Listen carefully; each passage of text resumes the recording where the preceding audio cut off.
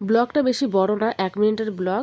তো তোমরা দেখতেই পারবে আমি এখন কি করব। দেখো সকাল সকাল আমি বসে আছি। গুড মর্নিং সব্বাইকে। তবে আমার গুড না, আমার মর্নিংটা কিন্তু ব্যাডই। কারণ আমার পুরো রাত জাগা হয়ে গেছিলো।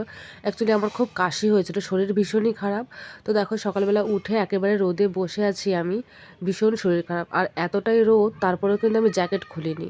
মানে আমার এতই শীত করছিল আর এতটাই শরীর খারাপ। দেখো ওয়েদারটাও কিন্তু খুবই সুন্দর, পুরো রোদটা কিন্তু আমাদের বাড়িতেই পড়েছে, অতটা বোঝা যাচ্ছে না ক্যামেরায়। তো মাকে বললাম যে মা তুলসী পাতা নিয়ে আসো, মধু দিয়ে খাই। তোমাদের যদি কারোর কাশি হয় প্লিজ মধু কিনে খেও না, আর মধু যদি খেও তো খাঁটি মধু খেও। এইসব মধুতে না মানে চিনি মেশানো, মানে কোনো কাজই হয় না। আমি দেখো এতগুলো তুলসী পাতা আমি ধুয়েছি, এতগুলোই আমি খাবো। মানে আমার খুবই কাশি হচ্ছিলো, তো ভেবেছি বেশি বেশি করে খেলে হয়তো তাড়াতাড়ি সেরে যাবে।